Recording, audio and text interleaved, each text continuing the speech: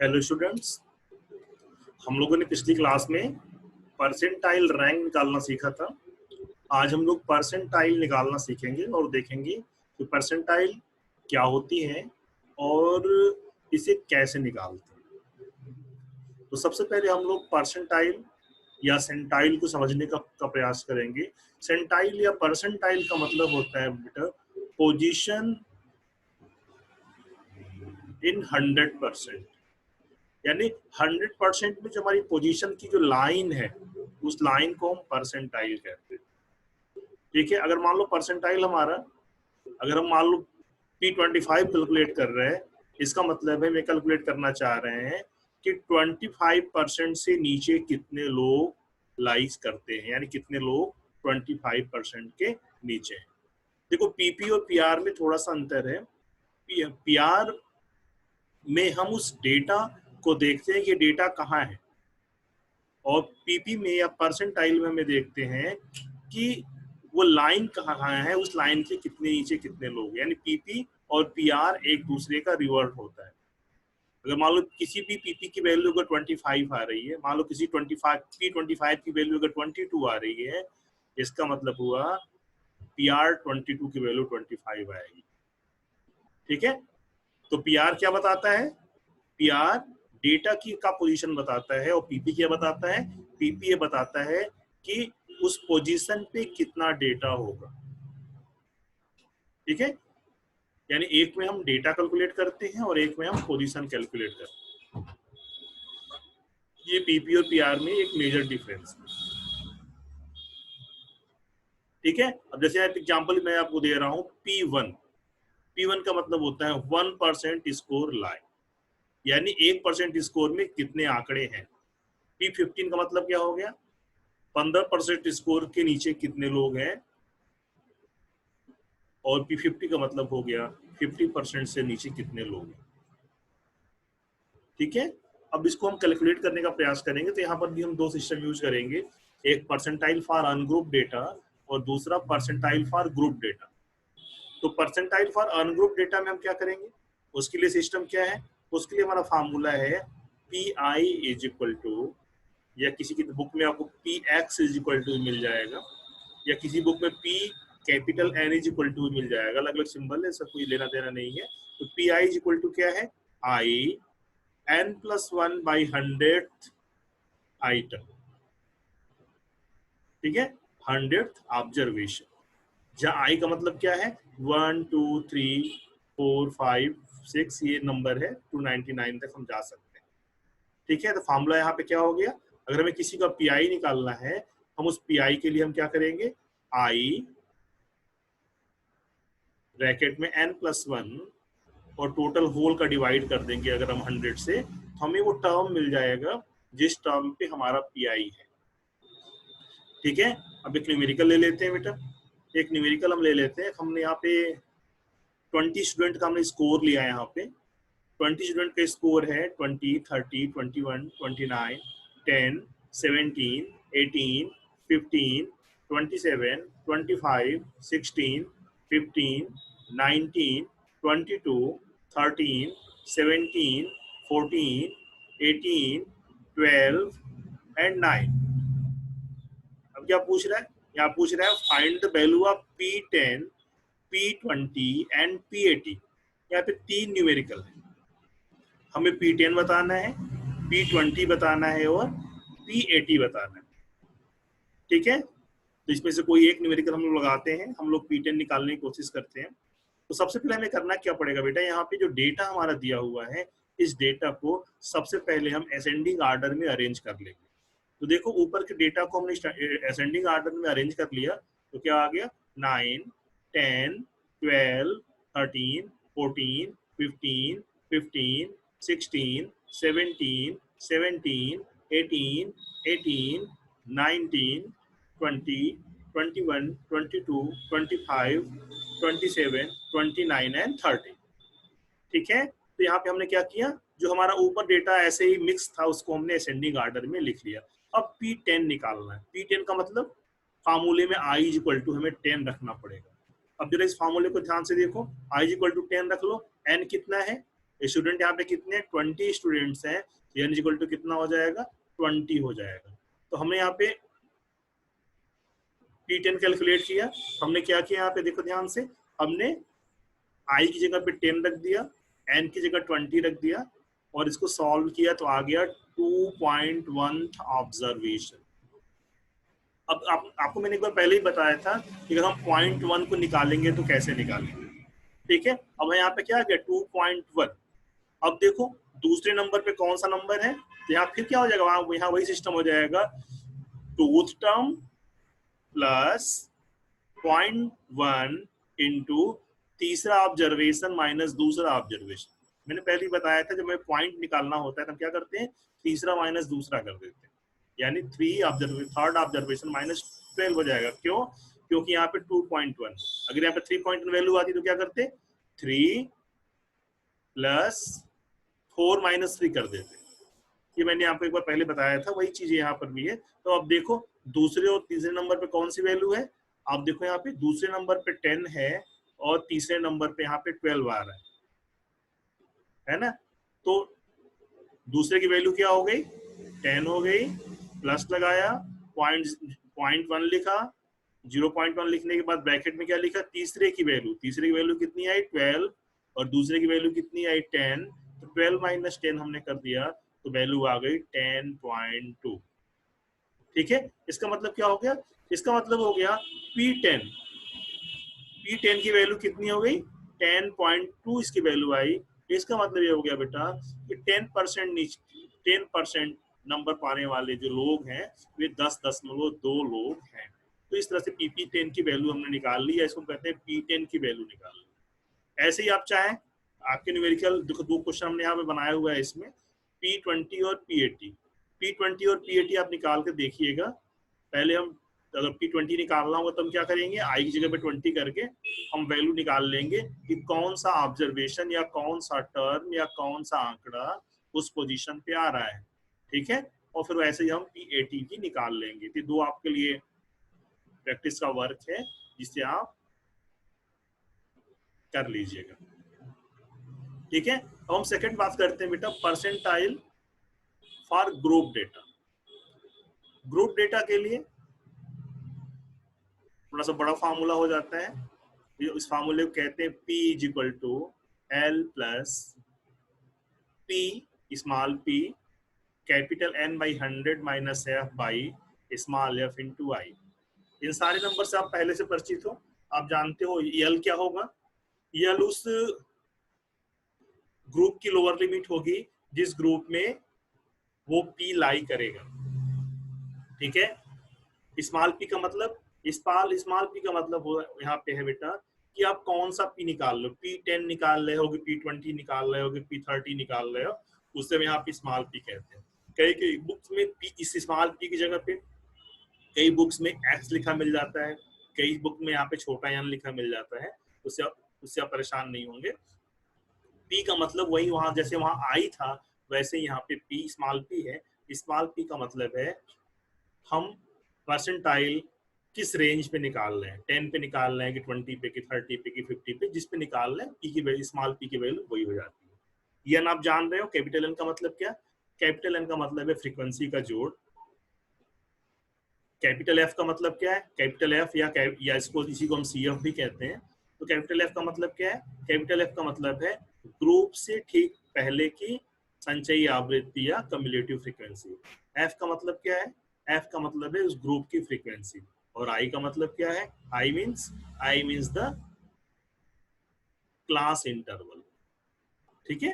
तो ये फार्मूला हमारे पास है P is equal to L plus PN by 100 minus F by small f into I. अब देखो यहाँ पे एक थोड़ा सा आपको हेल्प ही थोड़ा सा दिया गया है कि अगर मान लो इस फार्मूले को अगर हम कन्वर्ट करें P1 के लिए तो स्मॉल p की वैल्यू कितनी हो जाएगी 1 हो जाएगी, तो हम यहाँ पे n by 100 minus f by f into I कर सकते हैं। अगर हम P10 निकाल रहे हैं तो क्या हो जाएगी, स्मॉल p की वैल्यू 10 हो जाएगी, तो फार्मूला क्या बन गया हमारा 10n बाई 100 माइनस f। ऐसे 25 के लिए 25n बाई 100 माइनस f और ऐसे ही 50 के लिए 50n/100 - f, यानी जो p निकालना है वही स्मॉल p की वैल्यू हो जाती है, जो कि मैं आपसे कह रहा था। उसको समझाने के लिए हमने यहाँ पे एक एग्जांपल भी ले लिया कि अगर हम p1 निकालना है, p10 निकालना है, p25 या p50 निकालना है, स्मॉल p की जगह ऐसे ही हम वैल्यू रख देंगे तो हमारा फार्मूला उसके लिए पर्टिकुलर बन जाएगा।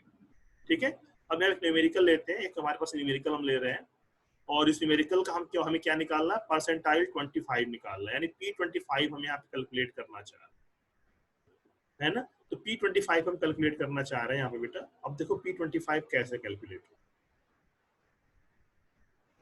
ठीक है। तो p25 कैलकुलेट करने के लिए हम क्या करेंगे, सबसे पहले हम यहाँ पे CF निकाल लेंगे। हमें कुछ भी करने के पहले हमें यहाँ CF निकालना पड़ेगा। तो आप देख रहे हो हमने जोड़ के यहाँ CF निकाल लिया। 2 में 3, 5 आया, 5 + 4 = 9, 9 + 5 = 14, 14 + 3 = 17, 17 + 2 = 19, 19 + 2 = 21, 21 + 3 = 24। ठीक है, हमने फ्रीक्वेंसी को भी ऐड कर लिया, फ्रीक्वेंसी और मैक्सिमम CF को हमने मैच भी करा लिया, और हमने देख लिया कि दोनों 24 है, यानी मामला एक ठीक है। ठीक है, अब हम क्या करेंगे यहाँ पे, अब हम यहाँ पे काम भी करेंगे कि अब हम ये निकालने की कोशिश करेंगे कि किस ग्रुप में हमारा p25 वेरी करेगा। तो किस ग्रुप में वेरी करेगा, इसके लिए हमें कुछ नहीं करना है बेटा। हमें यहाँ पे हम अपने पुराने फार्मूले पे जाएंगे। तो ये हमारा pn/100 है। देखो यहाँ पे जो pn/100 है, ये pn/100 ही बताएगा हमें कि ये जो pn/100 यहाँ देख रहे हो,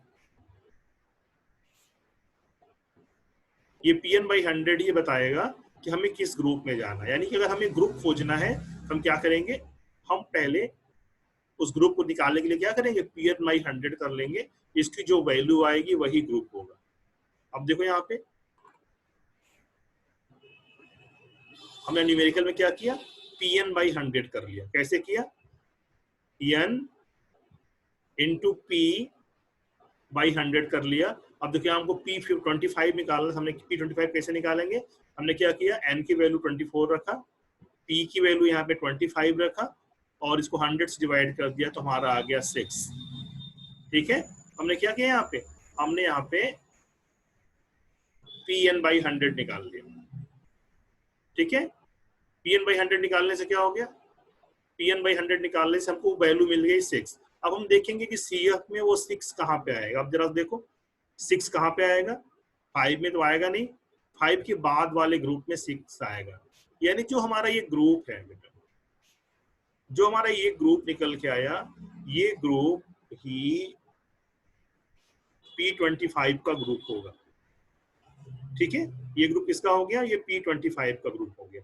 अब सारी वैल्यू में इसे निकाल लेंगे। अब देखो सीरीज में, देखो सीरीज ब्रेक वाली सीरीज है यहाँ पे, स्कोर वाली। तो हमने क्या किया, हम क्या करेंगे, 20 का एग्जैक्ट वैल्यू निकालेंगे तो क्या हो जाएगा, 19.5 हो जाएगा। CF क्या होता है, CF ग्रुप के ठीक नीचे वाली कम्युलेटिव फ्रीक्वेंसी होती है। हमने निकाल लिया, तो यहाँ पे क्या आ गया, CF = 5 आ गया। ठीक है, I कितना है यहाँ पे, क्लास इंटरवल 10 का है, I = 10 हो गया। N = कितना है, 24, और F = कितना बेटा, यहाँ पे F = है यहाँ पे 4। ठीक है, सारी वैल्यू हमने यहाँ पे लिख ली। अब सारी वैल्यू लिखने के बाद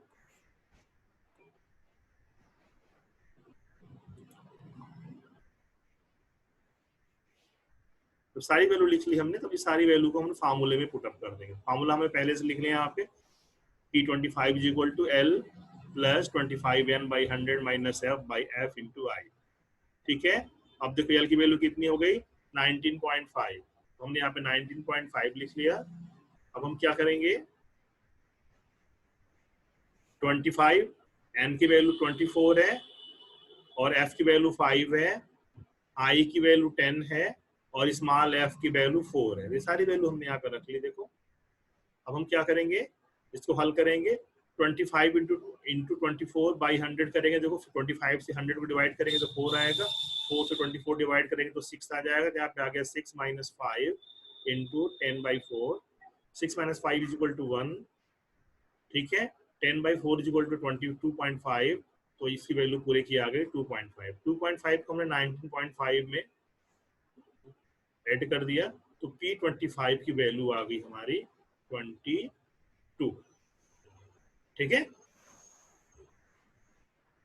तो इस तरह से हमको हमें क्या मालूम चल गया, हमें मालूम चल गया कि इस जो डेटा दिया गया था, इस डेटा में 22 स्टूडेंट्स ऐसे हैं जो 25% से नीचे लाई करते हैं।